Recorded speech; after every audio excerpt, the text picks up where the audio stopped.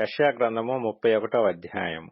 ఇశ్రాయేలు పరిశుద్ధ దేవుని లక్ష్యపెట్టకయు యెహోవా యొద్ద విచారింపకయు సహాయము నిమిత్తము ఐగుప్తునకు వెళ్ళుచు గుర్రములను ఆధారము చేసుకుని వారి రథములు విస్తారములనియు రౌతులు బలాఢ్యులనియు వారిని ఆశ్రయించు వారికి శ్రమ.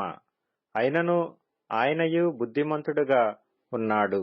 మాట తప్పక దుష్టుల ఇంటివారి మీదను కీడు చేయు వారికి తోడ్పడు వారి మీదను ఆయన లేచును.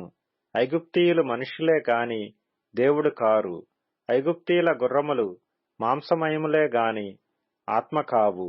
యెహోవా తన చెయ్యి చాపగా సహాయము చేయువాడు జోగును, సహాయము పొందువాడు పడును. వారందరూ కూడి నాశనమగుదురు. యెహోవా నాకీలాగు సెలవిచ్చియున్నాడు.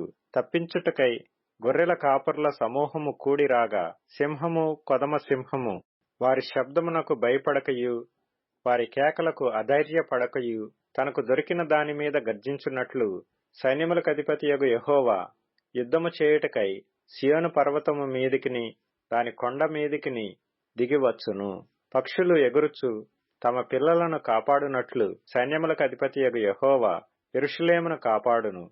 దాని కాపాడుచు విడిపించుచూ నుండును. దానికి హాని చేయక తప్పించుచూ నుండును. ఇశ్రాయేలీయులారా, మీరు ఎవని మీద విశేషముగా తిరుగుబాటు చేసితిరో ఆయన వైపు తిరుగుడి. మీకు మీరు పాపము కలుగజేసుకొని మీ చేతులతో మీరు నిర్మించిన వెండి విగ్రహములను సువర్ణ విగ్రహములను ఆ దినమున మీలో ప్రతివాడును పారవేయును. నరునిది కాని ఖడ్గము వలన అష్షూరీయులు కూలుదురు. మనుష్యునిది కాని కత్తి పాలగుదురు. ఖడ్గమెదుట నుండి వారు పారిపోవుదురు. వారి పడుచువారు దాసులగుదురు. భీతిచేత వారి ఆశ్రయదుర్గము సమసిపోవును. వారి అధిపతులు ధ్వజమును చూచి భీతి నొంది వెనుకదీయుదురని యెహోవా సెలవిచ్చుచున్నాడు.